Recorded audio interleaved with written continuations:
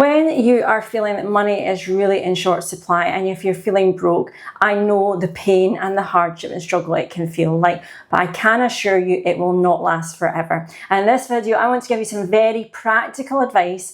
If you are completely at your limit with your money, we can get out of it, and I hope this video is useful to you. There's a shocking statistic that 27% of the UK children are actually on or below the poverty line in the UK right now. And less than 10% of UK adults have £500 saved. Now, these statistics are shocking. No child should have to wonder if there's going to be food on the table or if they're safe in their home and what's happening to the bills. And so with living costs going up and up every single year, disproportional to wages perhaps, then we need to actually build in a battle plan. And I can assure you, if you're struggling right now, this is not how it ends for you. I really want to say that to you. And I know that anytime we're facing hardship, there's always a way for God to make through. And this video is going to give you practical advice so that you can get out of your situation. The first thing I want to say over you is this scripture that's really important. It's John 10 verse 10. And I'll paraphrase here, but Jesus didn't come for us to live a life of struggle. He came so that we could live a life abundantly.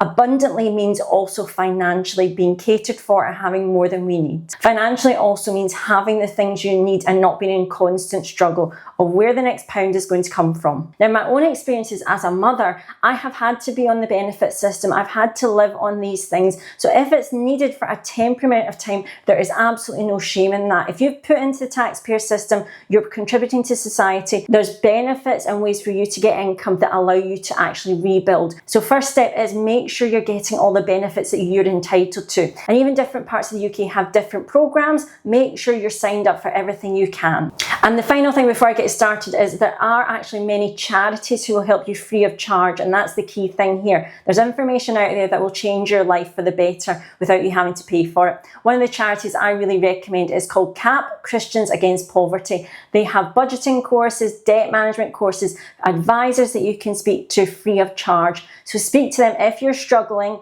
Please be aware you are not alone by any stretch of the imagination. Reach out to them and I know they'll be happy to help you. So let's get right into the practical help. If you are completely broke right now, this is what you need to do. The first thing I would say is you need to get a budget. Now that's either on paper or using a spreadsheet. A budget is basically you know how much income you have and exactly how you're going to spend it. So what you would do here is get all your outgoings, that's all your bills, electricity, the council tax, if you've got a rent or a mortgage to pay, everything written down and your income coming in. You have to know where your money is going in order to steward it better. Now, I'm not going to suggest that you are broke and it's your fault. Sometimes things are completely out of our control, but we are going to get out of this. And that means giving every pound or dollar a place that it's going to go now. So what I like to do is take that budget and then I see honestly, where are my leaks? Where is money going that I'm not really being accountable and using it wisely? Am I spending on takeaways? Are there subscriptions that I'm not actually needing as essentials right now?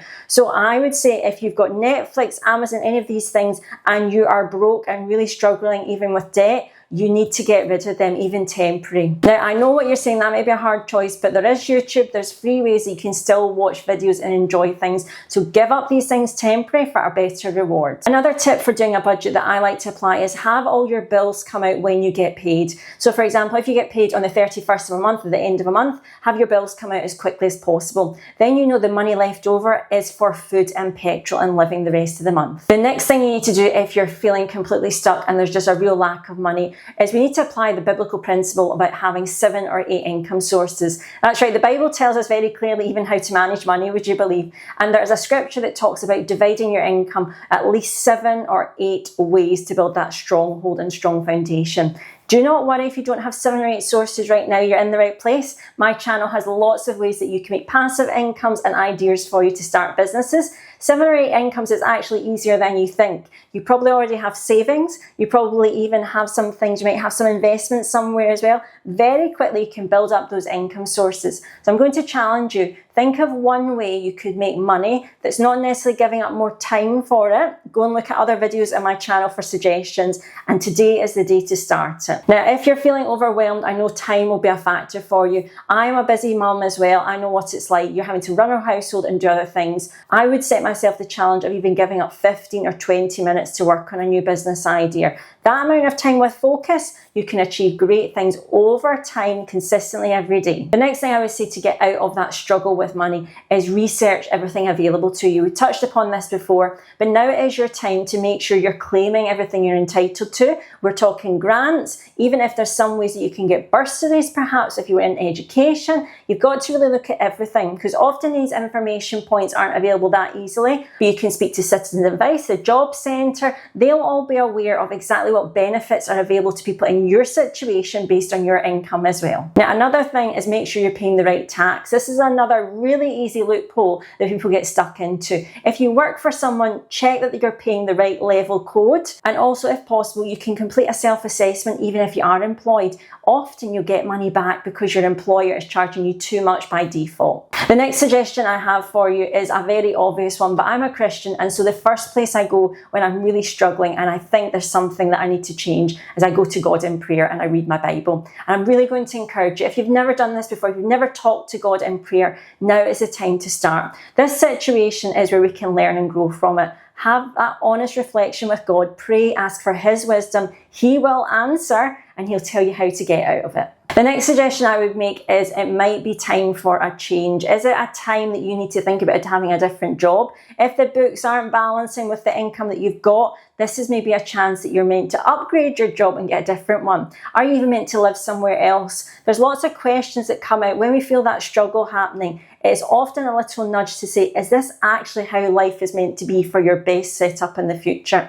If things aren't balancing, we need to either make more income or strip it back. I would rather make more income. And I'm really going to encourage you to think of that question. Is the job you're doing necessarily what you're meant to do now for the next part of your life? Or is it time for a change? The next suggestion for you is one that will change your financial journey ahead. And I'm going to very quickly cover it. There's lots of videos on my channel that talk more about this concept, but you have to start thinking of making a money-making machine.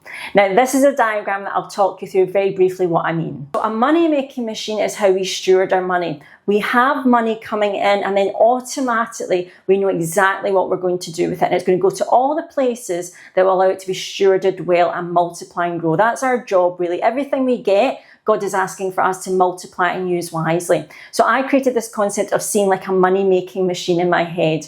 Income comes in, and as you see, there's lots of different ways that we can spend and grow and actually use it wisely. When we have investments and savings as the first thing, those are actually ways we can multiply our money. If you've not thought about the stock market or investments, please do check out my other videos before you look into those concepts. But that's a way you can grow your money by giving it to other people in other companies. You get a return back on that. So that's free money that you're making with your money. We also need to think about giving. That's right. The Bible makes it very clear that when you're generous, God is generous to you. It's a very big oxymoron that a lot of people don't want to consider. But when you give to others financially or with what you have, God will absolutely look after you in many ways than we can imagine. So I'm really going to challenge you with that as well. Then we start to look at how are we spending our money in everyday habits, the things we need to get rid of, such as getting rid of debt completely so we have more money to spend on things that we should be. And then we also have other areas such as the luxuries in life and then those future plans that you're building. So think of this money machine. This is what I want you to build. A really easy way to do this and manage your money is the system that I apply, which is called the money stacks method.